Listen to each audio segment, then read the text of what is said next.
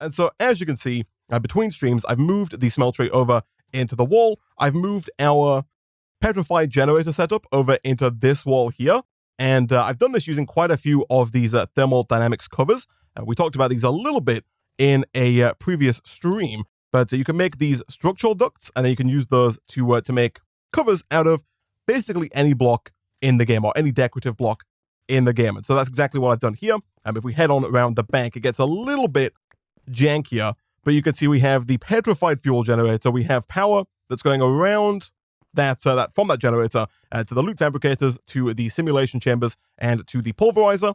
And other than that, the setup is basically exactly the same. We have a pristine witch matter being generated in the simulation chamber, sent down into the loot fabricator, being turned into redstone. We also have the blaze data model that is producing pristine blaze matter. That is getting turned into blaze rods and sulfur. The redstone and the sulfur goes directly into the crafter. The blaze rods go into the pulverizer, get turned into blaze powder, which is then, of course, also sent through into the crafter. All of that is crafted up into pyrotheum dust and then sent along into the petrified generator, which, as it turns out, does automatically turn itself off when it is full of power. So there's no need for the comparator and the redstone that I set up previously, which is super nice. So hopefully this is pretty much good to go. There are a couple of issues with the current system, of course. The first issue is that right now this setup does not have a continuous source of polymer clay, and therefore this will eventually run out of pyrotheum. Right now we've got like 7 stacks of pyrotheum. We've got 4 down here and 3 over here. And on top of that, we can see that we're backing up on basically everything, right? The backlog of sulfur is a little small, but there's a bunch of redstone and a bunch of blaze powder and blaze rods, so we're not really likely to run out of those anytime soon. The second problem is, of course, eventually the simulation chambers up here will back up on matter, both hellish and overworldian. I'm not quite sure, and I do want to test this, I guess, right out of the gate here. Can I extract the hellish and overworldian matter out of the back of these machines? For example, if I were to do something like this, and this, can I extract that hellish matter? It doesn't look like I can.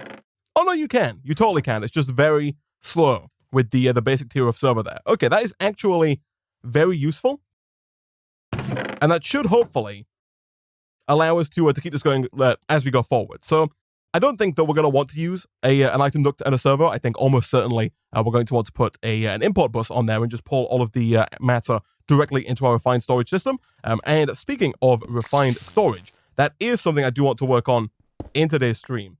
People are pointing out that we should power the crafter. Oh, and that is actually a very good point. Our crafter currently does not have any power whatsoever.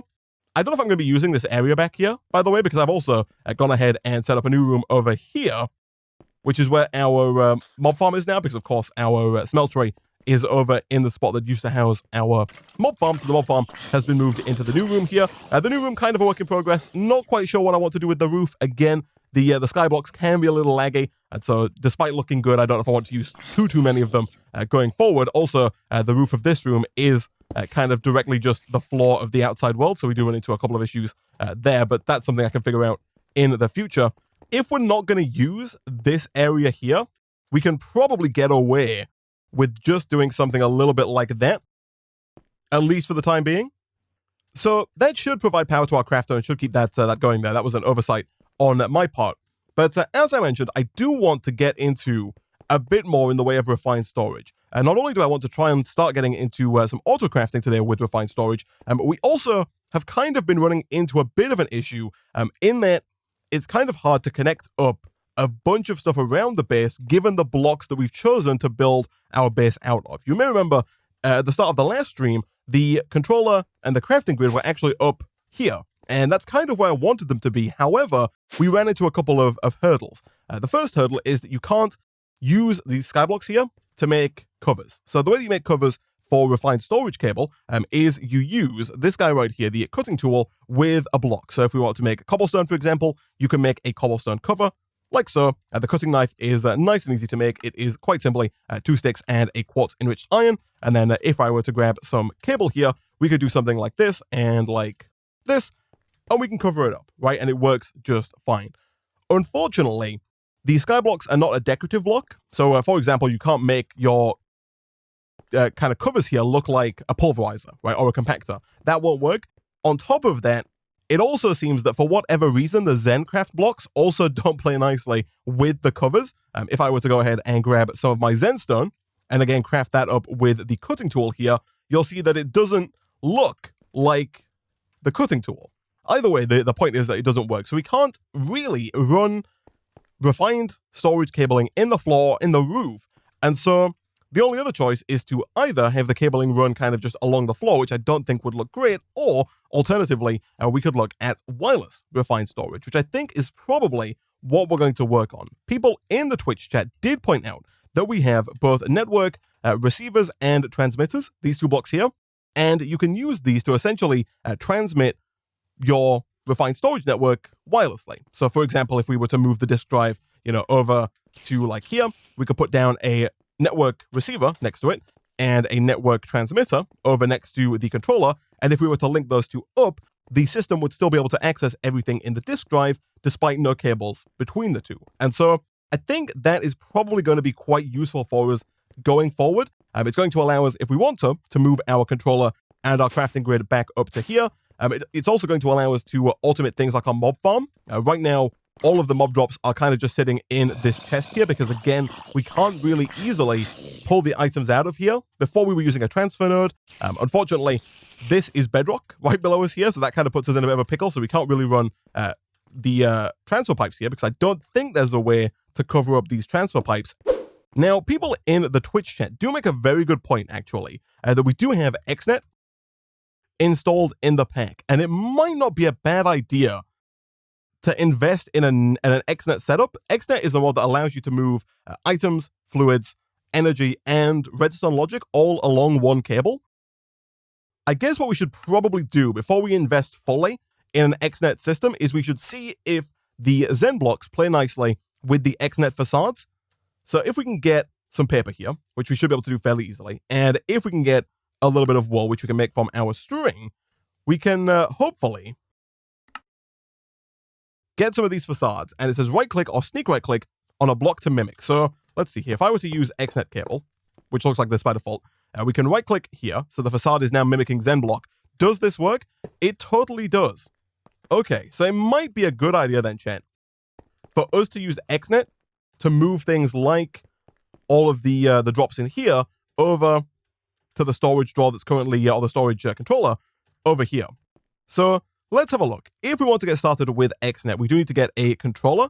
The controller, thankfully, isn't too difficult to make. It does, however, require steel. And so I think what I'm going to do, I'll bookmark the controller because I'm going to take a quick pivot, and that quick pivot is to this quest here for the alloy furnace, because I think the alloy furnace is going to be our preferred way of making steel going forward, because we can just put coal and iron directly into the alloy furnace and it makes those steel ingots. Whereas right now, we have to go through the induction smelter, which is not super fast in and of itself, and also does require that the coal be pulverized before it can then be combined with iron to make steel. So I think the alloy smelter is definitely going to be the best way for us to go there. Now, that being said, we do also have to have steel in order to make some of the, in order to make the alloy furnace. So I will go ahead and at least start by, I think, for now, grabbing this and like putting it down right here just to make sure it has power while it makes steel.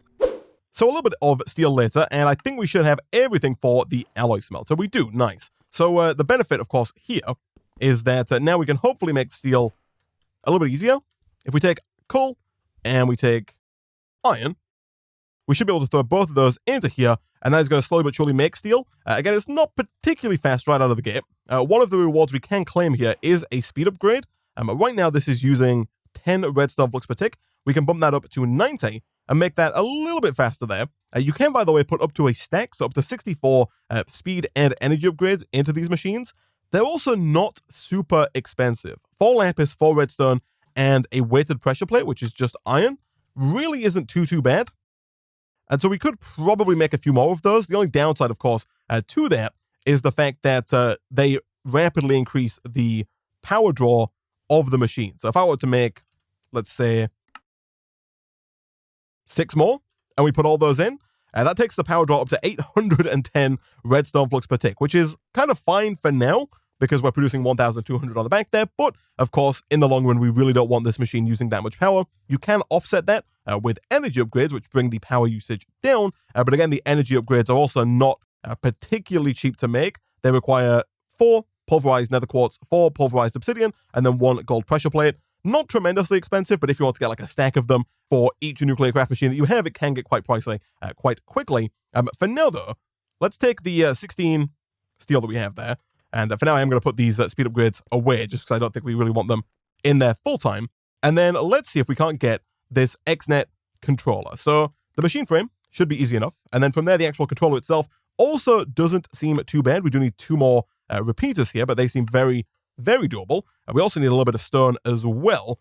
Now, I have gone ahead and moved a lot of stuff over away from this area over here between streams. So like now our chemical combiner and chemical dissolver are no longer down there. There is still a few things over there, like our industrial foregoing machines, our plastic setup, and our laser drill are still kind of hanging out over there until I find a new place for them here in the new base. But that does mean right now that my dissolver and combiner are just kind of sitting in my inventory, which is less than ideal. I think temporarily, what I might do is just kind of put these here and here. We will find a more permanent place for them shortly, but I think for now that is going to help me actually get some of this stuff made. For example, if we want some stone, we can just put silicon dioxide, I think, here. Or if not there, here. Or if not there, maybe here. There it is. Boom. A controller. Nice. So this guy does require power. And again, that does kind of put us in a bit of a tricky position as to where we're going to put this. Again, for now, I do want to move the refined storage controller. Let me move this. Actually, okay, we need to take a few steps here, I think. The first thing I want to do is, I think I do once again want to move this controller and this crafting grid. So let me see about getting the network transmitters and receivers that we talked about before. These are a little pricey, but I don't think they're too bad whatsoever. So we need 2 of these controllers here, which do require yet more quartz enriched iron. And I do think that we are, at the moment, kind of dangerously low on iron, but we can rectify that, hopefully, fairly quickly. From there, we need 6 ender pearls, and we also need 6 advanced processors, 2 deconstruction cores, and 2 construction cores. Okay, so that means we need 1, 2, 3, 4 of those, but that requires more binding, which should be doable. And hopefully, as soon as we can get some refined storage auto-crafting up and running, these are going to be some of the first things that we do teach our system how to make. We then need 6 of these. All of those need to be smelted over in our new nuclear craft furnace. And then from there, it should just be as simple as getting 2 deconstruction and 2 construction cores. And then we should be able to make the network transmitter and the network receiver. Nice. Now, to connect these, we do also need a network card, which, as it would seem, does require 1 more of those advanced processors there, but that is, again, perfectly fine. We should be able to make one of those nice and easily, so long as we have some silicon, which, as we've seen before, is just quartz smelted, and the network card. So, essentially, the way that this works is, for example, let's say we want to take our crafting grid and our controller and put these back up here, right? We want to have the controller, let's say, embedded in the floor right about there, and then we want to have the disk drive beneath that, boom, and the crafting grid on top. We should then be able to put in all of this stuff, and right now it's working because the controller down here does have a residual power left in it, but what we can do here is we can put down a network transmitter, let's say right about there, and then down over here next to our external storage, we can put down the network receiver, and you know what, let's go ahead and put that in the ground right about there. And what we should then be able to do is, using the network card, we can right-click on, or shift right-click, I think we just right-click on the network receiver. That now links the network card to this network receiver, and then back up over here, inside the transmitter, we can put in the network card, and now that is linked. So it's telling us it's 16 blocks away, but that should now be linked to this. And so we should still, for example, be able to see all of our mob drops and all of our ingots and all of our gems and all of our compounds from within our system. Now, we have moved the controller here, so we are going to have to relink our wireless crafting grid. That is fine. We just have to give this another right-click, or shift right-click. And also, this thing does now require power. So, at this point, we have a couple of options. Again, even with XNet, I don't know. Again, let me test actually real quick. I assume the XNet facades cannot look like skyblocks. Yeah, they can, but they look like skyblocks before they start looking like the sky. So they don't really work. I am going to assume as well that even if we gave these a redstone signal, this would still not work. That does mean that we still have to get power up to that controller. And I think that the way I'm going to do that is power cells. These essentially allow you to wirelessly transfer power around your base. And whilst transferring power up here is not necessary, of course, we could just move everything back downstairs, having a power cell network does make it easier for us to add more power to the network going forward.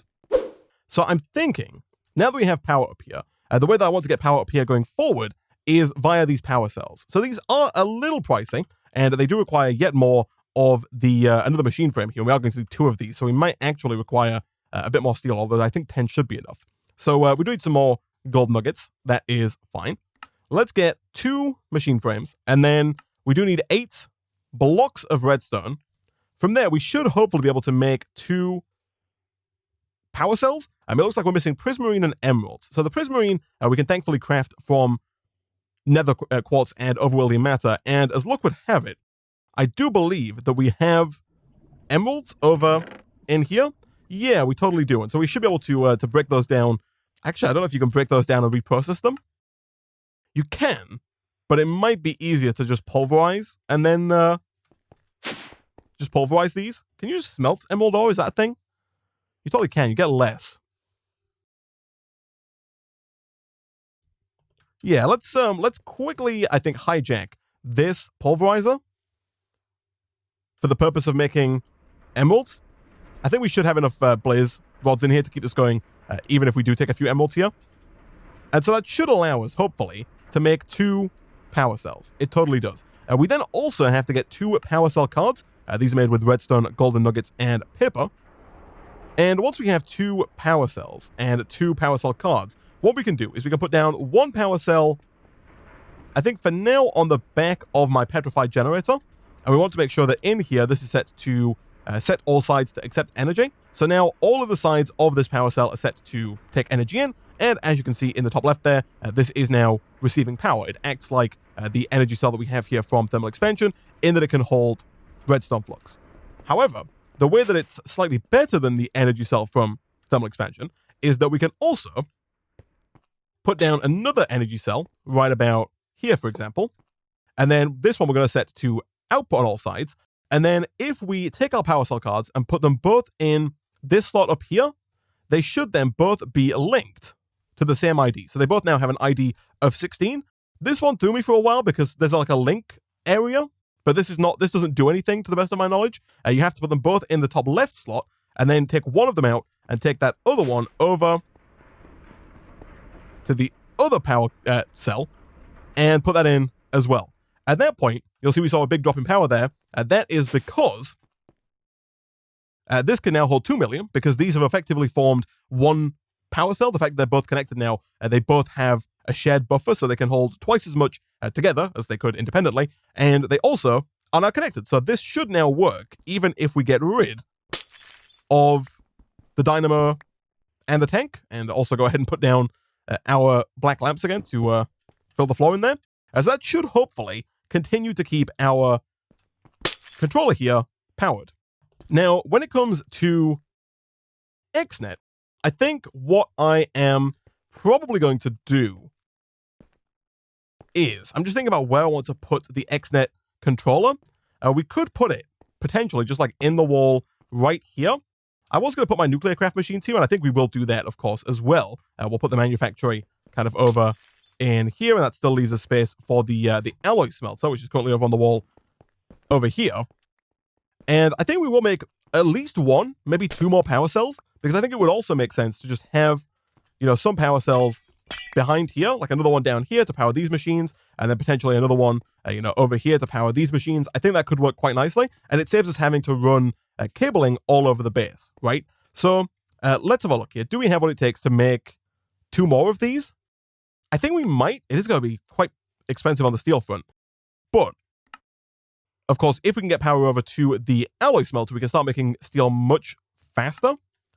Now, I'm not too sure if you can easily add like a power cell card to a network. Like, we can put this down here, for example, and then we can run, for now at least, Leadstone Flux looks like that to give power to everything here. But I don't know if there's an easy way to link this power cell card to a pre-existing power cell network. There is. Do I click link? Oh, we can. That's what the link slot is for. Forget my earlier statements, chat. All you have to do is put the card in the link slot, and then you can put it in, and boom, there we go. So now these, this is receiving power. Again, we'll set these to out on all sides, and that should provide power to all of these machines. And of course, the furnace doesn't actually require any power there. Nice. So why do we make an XNet controller? The idea behind the XNet controller is that it can move, for us, items and fluids around our base. You can also have it move power, but if we're going to use the power cells for power, then we don't really have to worry about using XNet for power as well. So for us, they're going to allow us to move things like the mob drops out of this chest and over to the draw controller nice and easily. It's also going to hopefully allow us to import items from some autocrafts later on in the stream as well, if we want to use that. So the way this works is we need to get XNet cable, which we have a little bit of, but I think we might need more of. For now, I think we'll go for a full stack. That seems fine. And we also have to get a few blue connectors. These are made with a chest, 4 lapis, 3 redstone, and 1 gold. And I believe we need at least 2 of these for now. So one of the connectors always has to go and connect to the controller. So we put that in the connector right about there, and that's going to connect up to that controller there. From there, what we can do is we can then run a cable from the bottom of the controller over to the bottom of our chest.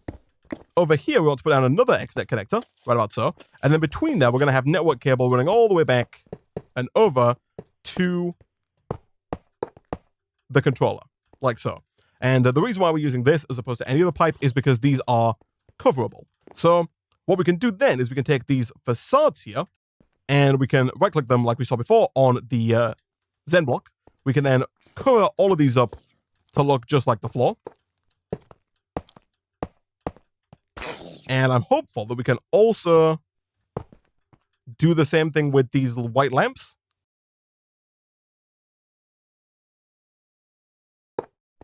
We can. It does look a little janky. I'm not going to lie. But it should work just fine. And then we can cover up, of course, the rest of the floor here with remaining real Zen blocks. And then now if we come over into the controller, we can see that the chest, the slightly larger chest, and I did replace, by the way, the gold chest we had before with the slightly larger chest from Extra Utilities Between Streams. It's just a regular chest with sticks. The reason that I did that is because the slightly larger chest allows you to open it even if there's a block above it. So like before we had the golden chest, and the golden chest didn't open if there was the vacuumulator above it, and now we can actually open that slightly larger chest even with the vacuumulator above it. But essentially what we should be able to do now is if we get one more blue connector and we connect up the storage drawer over here, the drawer controller, we should be able to, via the XNet controller, move all of the items from that chest over into the controller. So I'll put you down there, and then run this all the way back.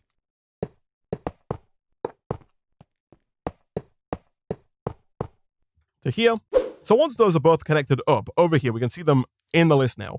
The way this works is we have channels along the top, so we can set channel 1 to either energy, logic, storage, item, fluid, or energy. We're going to go with item, and we're going to click create. That's going to turn this channel here, which all the channels are vertical, so you have 1, 2, 3, 4, 5, 6, 7, and 8. And we can now move items between all of the connected devices. Everything connected via a blue connector can be connected and can transfer items between each other. Now, it does occur to me that if we were to just extract everything from this chest over to the storage drawer controller here, what would happen is we would get some of the items we don't want, right? Like the loot crate opener would have items, like the loot crates would not go to the loot crate opener, and some of the items that we're sending to the trash can also wouldn't go to the trash can. So I think what I might do here, chat, is I might get another chest, and then another transfer node. And I think what we might do is grab, this is the filter we were using before, so this is all the stuff we want to keep. I'm thinking we might move the blue connector and put that down, and we'll put this chest here. We'll put down a transfer node with the filter of the items we want, and basically have all of the items we want pumped into this chest. And then from there, that's when we'll put down the blue connector. Because then we can fairly safely pull all of the items from this chest into the draw controller. So what we should be able to do over here is we can click on the gold chest, we can click create, or we can click on the dot next to the gold chest in the item channel, and then we can click extract. So there's insert or extract here. We want extract, we want to extract a stack of items at a time, and we want to extract items once every 10 ticks. So every half second, it's going to try and extract a stack of items, and then we want to insert those in the draw controller. So here we can click here, create, insert, and that should begin moving all of the things from here and sending them directly over into the draw controller, which in turn should also be placing those items into their respective storage drawers. We can also do the same thing, of course, with our loot crate opener here. If we were to get one more blue connector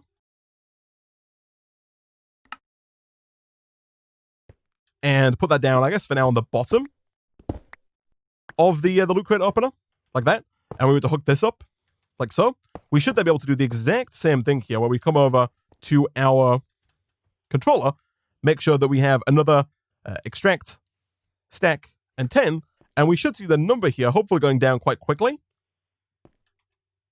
Or not. Maybe you can't pull from here. Or maybe there's an item that doesn't have a drawer. That could be the issue. Maybe there's like an item that's trying to be pulled out that doesn't have a place to go. Let me quickly grab the drawer key. If I unlock a drawer, we'll find out, I think, fairly quickly if there's something that's trying to be pulled out. Ah, yes, of course, our elements. Right. So as of right now, we actually don't have a place for our elements to go. The reason, by the way, that elements are not in these two drawers is that people have requested time and time again that I set up a periodic table of elements. So set up a bunch of drawers to look like the periodic table of elements here with all of the elements in them. So that's why we only have compounds here. I do want to set up a set of storage drawers for each element somewhere. However, that does mean that as of right now, there's nowhere for all of this stuff to go. So for the time being, I'm going to go ahead and remove that connector. It's going to stay there, and we can put that back online again once we get the table of elements up and running. I'm not quite sure we're going to put those yet, but we'll figure that out, I think, at some point fairly soon, so we can start pulling in all of the stuff from the loot crates. Until that point, the things are just going to stay in this drawer here, stay in this crate opener, which is fine. This is just going to slowly but surely fill up on loot crate rewards, and we can pull those out when we have a place to put them. So now that we have our connections here taken care of, at least for the time being, one of the next things that I want to work on here, chat, after I clear my inventory a little bit, is something I've been mentioning quite a bit for the last few streams, and that is leveling up our armor to the point where we can make it unbreakable. Because our helmet, for example, continues to break. Whenever we turn on the night vision, the durability tanks very quickly, and it breaks, which is less than ideal. The rest of the armor hasn't been quite so bad. Like, you'll see it's almost broken here, but it's not fully broken since we actually made it, which is pretty good. However, the helmet does continue to break over and over and over again. And that's not correct, Isaac. I want to make a manual polishing kit, not a manual sharpening kit. I'm fairly certain you can't use sharpening kits with armor. I'm pretty sure you have to use the polishing kits here from Construct Armory. That's fine. But if we can level up our helmet one more time, we'll get 5 modifiers. At that point, I think we can then go ahead and add 5 of the unbreaking modifier, that being the reinforcement that we added to our pickaxe, to then make it unbreakable, right? At which point, hopefully, we'll never have to repair it again, and we should hopefully be able to continually use night vision without having to worry about it. So let me quickly go ahead and get a polishing kit here, and then let's see if that can work. So if we're going to level up the helmet, people have pointed out that we can just take damage. And there are a few ways you can do that. People have recommended, standing next to a cactus, standing on the diamond spikes that we've made, standing in the deep dark, just getting hit by a random mob. There's all kinds of things you can do. I do think that the best way for us to do it is going to be using the wooden spike from Extra Utilities 2, because you'll see it reduces the health to half a heart, but doesn't kill. So no matter how long you stand on the wooden spike, it will never fully kill you. Now, I'm not quite sure if the, maybe we could do more damage faster if we want a diamond spike. I'm actually not too sure. But let's see. If we were to stand on this, I do think you'll see the XP going up there. The helmet does have to have durability for it to level up. So we are going to have to repair it, hence the Manualin polishing kit here. And we should also make sure that we disable night vision. Yeah, because we don't want our durability being wasted on night vision, at least not while the tool is unbreakable. So all we have to do here, chat, is go through the somewhat tedious process of taking enough damage here to level this up. Isaac, put a few slabs around you and then place down the liquid meat so you auto-regenerate health while standing there. That is a genius idea. You're suggesting that we do something like this and then put down the liquid meat like this so that we actually don't die because we're always at full hunger. Not that it's necessary. Again, the spike won't take you down below half a heart. So not too long later, boom, we are now adept with our helmet. I will take my liquid meat back for the time being, and that should hopefully give us enough modifier slots to level it up. So the question becomes then, can we add 5 reinforcement modifiers to our armor? So over in the Armory Forge, can we put in, for example, our helmet with this? Yeah, you can add that. And I assume if you add 5 of these, much like with regular tools, that will make it unbreakable. So all we have to do now then is get enough obsidian and enough of the plates. I'm going to assume that, yeah, the plates are kind of what we're out of. Obsidian-wise, we've got very little, actually. So I think what we might want to do here is head on through to the deep dark with maybe like a bucket of water and see if we can't get some more obsidian, right? If we can find a pool of lava, we can put the water down, we can get a nice amount of obsidian to form, and then we can vein mine it with our cobalt pickaxe. Oh yeah, of course, we can just go to the end. Actually, that makes a lot more sense. Thank you, chat. And just vein mine these pillars here, or excavate these pillars. I think that's probably enough, right? We don't need that much obsidian.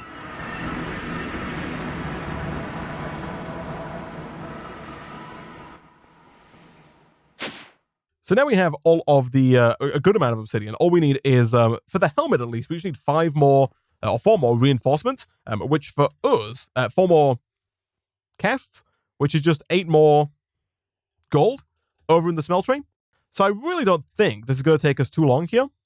Once we have all of the blank casts, we can then put those in, we can craft them with the obsidian, and boom, we get 5 reinforcement modifiers. Nice. That is 1 more than we need, but that is fine. Actually, did we not put it on the helmet?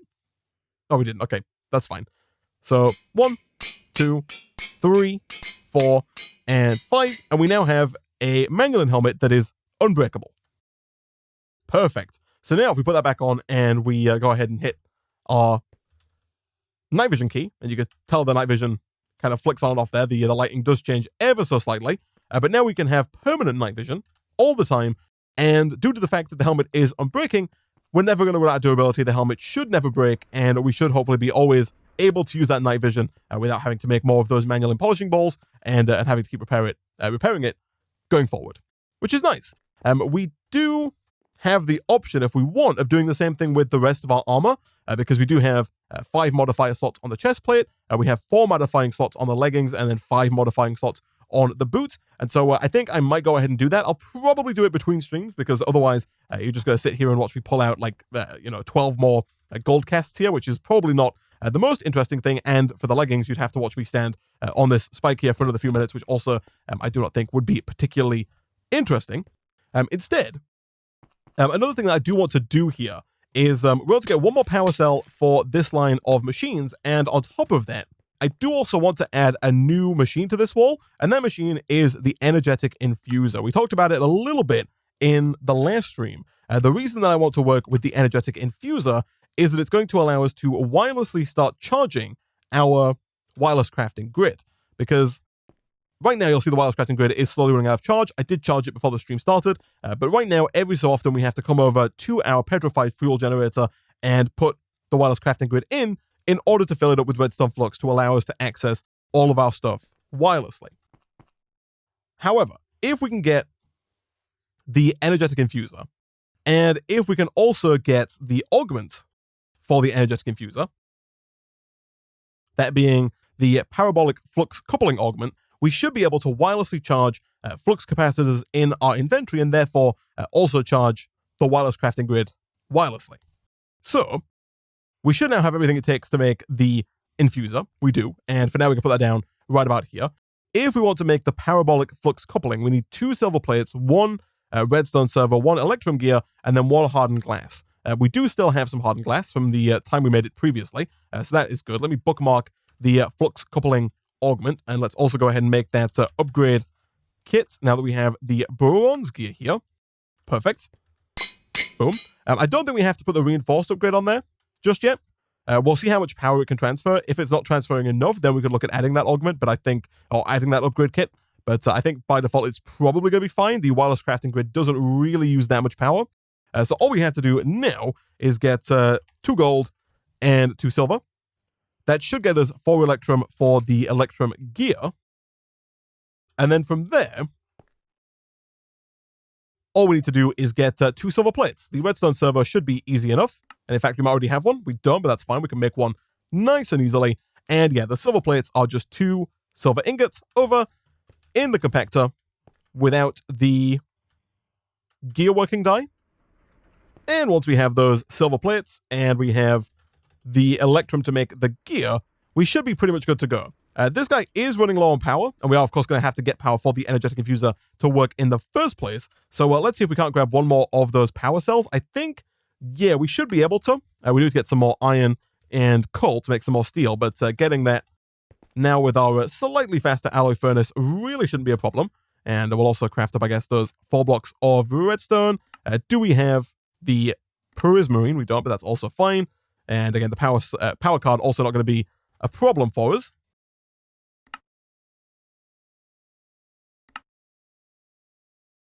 So boom, and boom. Nice. And once again, for now at least, we'll put this down just behind the machines over there. Let me quickly go ahead and link this to the same ID as the rest of my power cells. And then let's put this down. For now, I guess like right here. Like I know back here, we've just put the cables down behind it. And I guess I am going to do that here as well. Like we could if we wanted to hide them in the wall like we've done with these machines. But again, if we're not going to come back here, we don't really need to. And if we set this to output on all sides and we put in the power cell card, that should begin to power all of these machines. It does indeed. Fantastic. And hopefully, at that point, what we should be able to do is get the wireless charging augment. And if I hold shift here, it says it allows for rapid wireless charging of flux capacitors. So the way that this works, and we can go ahead and put this in here, the way it works is it will charge a flux capacitor in your inventory. A flux capacitor is basically just a battery that you can carry around with you that also allows you to charge other items. So for example, we have a flux capacitor. You'll see there in the bottom left, it is starting to get charged wirelessly from this energetic infuser. You will also notice that this is not receiving power fast enough. It can send up to 4,000 redstone flux per tick. I say it's not receiving power fast enough. I think it is. Like I said, I don't think the wireless crafting grid here is really going to use more power than this is currently receiving.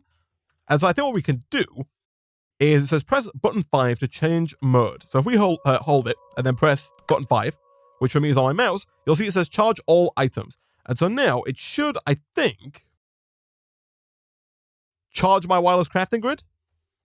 Oh, I see. While sneaking to activate. So you shift right click to turn it on and then make sure with your button that it's charging your items. You can see you can charge all items, you can charge equipment, and you can charge your inventory. I'm going to go ahead and charge all items. And so going forward, that should hopefully keep my wireless crafting grid charged so long as we are holding the flux capacitor and within range of the energetic infuser. And Twitch chat does point out that we can put it in a bobble slot there so that we don't have to worry about carrying it around with us. It's just always there ready to go. I can't put this in, can I? No, unfortunately not. Oh, I see what's happening here. I think, yes. Okay, so because I'm holding this energy cell, the flux capacitor is trying to charge the energy cell as well. You'll see the power is going up there, which is why this is still flickering. I was wondering, like, I'm looking at this thinking, there's no way my crafting grid is using that much power, and it's not. If I get rid of this, we should hopefully see this kind of calm down. Yeah, there we go. So now we have that taken care of, chat. Let's take a look at the quest book here, because I think we can probably get through to this rhodium quest here, which I believe unlocks the next chapter. Again, we will do some of these other quests here, but let's see. So we have the Isotope Separator. Turns materials into isotopes for separate use. Let me go ahead and bookmark that and unbookmark some of the other stuff here. We also then have the Fission Multiblock. Fission allows you to split elements into two halves of its atomic number, such as boron giving helium and lithium, or thorium give into two rhodium. Okay, we'll start with the Isotope Separator. Once again, this really actually doesn't seem too bad. All we need to do is grab our iron and our coal, run both of those through the old alloy smelter over here. So 1 and 2 electric motors. Let's see if we have what it takes to make one machine casing. We don't quite, but we should have enough steel over here. We do indeed. Perfect. And then we do need, of course, as well, more freaking cadmium. My goodness. What do we need for cadmium again? It's lime dye, right? So the people in the Twitch chat are recommending a dye mixer if we're going to get a lot of cadmium, which we're definitely going to need because we're going to be doing quite a bit of nuclear craft, especially if we want to get a fission controller and a fusion core. We are going to have to get quite a lot of basic plating, which means a bunch of cadmium. And right now we're getting that cadmium from cadmium sulfide, which we get from lime dye. So the dye mixer here supposedly allows us to get more dye from our cactus green.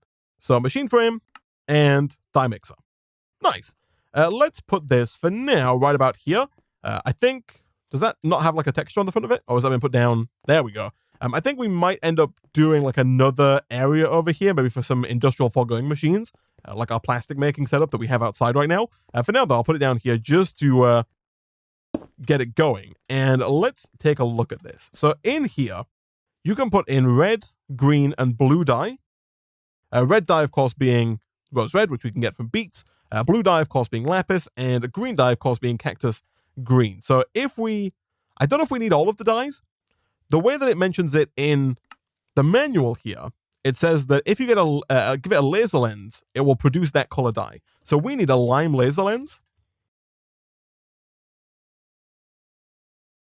which is this guy right here, which requires 4 pink slime and then 1 lime stained glass, which should be pretty doable. We have made lime in the past, and of course we can make more lime fairly easily now. We do need to make that into actual panes of glass, and then boom. So if I put this in over there, that begins making lime dye, and you don't actually need any blue or red dye. It just makes cactus green directly into lime dye. Let me check this. Like if I get some more cactus, smelt that up. I want to see like how many lime dye we get from one cactus here. Like one piece of cactus green, that is. So this is almost empty. And it is empty. Okay, so if I put in 1 cactus green, we get 3 lime dye, which is quite nice, actually. Normally, you get 2 from 1 cactus green and 1 bone meal. So we cut the bone meal out of the process, and we get extra lime dye as well. That is pretty nice. That's pretty nice. And it should also make getting other colors maybe a little easier as well going forward, or at least getting large amounts of other colors. Obviously, you still have to get the dye initially to make the laser lens, but if you want to get large amounts of any particular dye in the future, this should make it a little easier. And so we should now be able to come over to our somewhat jankily placed chemical dissolver and hopefully get a bunch more cadmium here for those nuclear plates. An Isotope Separator. Nice. And that is that quest complete. And then let's take a look at the Fission Multiblock. So I've never used this, but we need a fission controller, 3 fission cores, and then 98 fission casing. Okay, let me bookmark all of those. So the fission controller requires steel, a fission casing, which is okay. We need 4 magnesium ingots, 4 barium ingots, and blaze powder. That doesn't actually seem as bad as it looks, I don't think. The barium we have in abundance because we get it from nether quartz, and we've broken down a ton of nether quartz so far. The blaze powder we can get from our deep mob learning pristine matter, and then magnesium we can get from pink antimatter, right? Yes, we can. And you make the pink antimatter with magnesium, so you can kind of, infinitely generate magnesium with that setup. So that doesn't seem too bad. The isotope separator is required there, but that's actually fine. 3 fission cores is blaze rods and chromium ingots. Chromium we have been getting, and we can get more of from emeralds, which we do have. We can also use the yellow antimatter, and in fact, we have done quite a bit of yellow antimatter processing, and so yeah, we do have a bunch of chromium ready to go. And then as for the fission casing, we need 98 of that. We need 98 fission casing. Okay, so we just need a lot of barium, a lot of blaze powder, and a lot of magnesium. All of that actually seems, chat, perfectly doable. All right, so a good chunk of nether quartz dissolving and magnesium ore mining later, we now have 100 barium and 100 magnesium, which I think should be enough to complete this quest. We do need to get some blaze powder, but hopefully we've got some over here. And in fact, we've got 199 in the system, so we don't even have to bother with that at all. And so we should be able to get 100 fission casing. We got 104. Nice. From there, if we wanted to make the fission controller, we're just missing a few bits of steel. In fact, I think just 2 steel is all that we're missing here.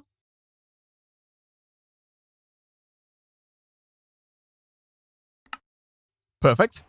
And then from there, the last item is, was it 3 fission cores? 3 fission cores.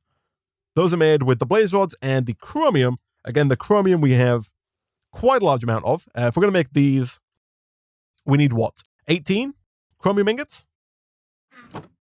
And if we have enough blaze rods, which we do, we should then be able to go ahead and go 1, 2, and 3. And that quest is complete. Nice. And then we have to make the multi-block in order to get, it says create a stack of rhodium. So does this tell me how to use this? Fission Multiblock. So we can visualize this. It's quite the machine. So it requires 98 fission casing. Yeah, so we have everything here to make the Fission Multiblock.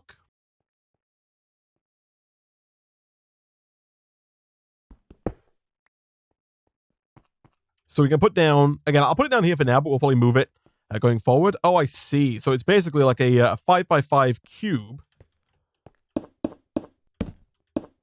with the 3 rods in the middle. Okay, so this is it. So this has been built. It's a weird multi-block.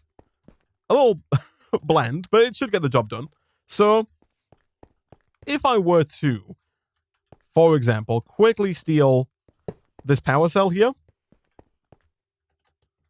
to provide power to this guy, we can break down thorium into the rhodium. So thorium we do have, and we can run the thorium through our chemical dissolver. And then we can run the resultant thorium element through the fission reactor.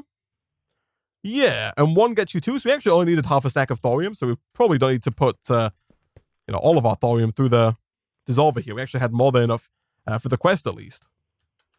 And I think that is the last quest before the next chapter. Again, there are a lot of other quests you can do in Chapter 5 here. There are quite a few of them, but I think that this quest does unlock Chapter 6. And there we go. We have the rhodium. Nice. And that does indeed unlock the new quest line now. I assume this is another choose your own reward quest. It is indeed. We'll come back to that in the future. So now we have Chapter 6. which starts out with stuff gonna get real. Welcome to Chapter 6. Now would be a good time to take a short stretch break. I agree, chat, actually. I agree. I'll tick the box and take a free clock. But I agree. So next time we'll come back. We can get some purple blocks from the end, of course, from an end city, and that's going to get us this element here. We can also look at getting these elements. Presumably all 4 of these come together to make a nether star, which is interesting. There's also a quest up here for killing the end dragon and then getting an end dragon data model that then gets us over into deep mob learning. I do still want to get into some refined storage autocrafting. We've yet to do that. I do also want to definitely get, like, we need to find a permanent place for these two. Like, we can't keep haphazardly putting them down. I want to get a more permanent place for them, and I also want to start autocrafting with them as well, so hopefully we don't have to do quite so much stuff manually in the future. And of course, if we're going to get any of the stuff out of our loot crates, we do also have to set up that big periodic table of our elements as well at some point fairly shortly. We might do that in the next stream, potentially. We'll see. For now, though, guys, I'm going to go ahead and wrap up today's stream there.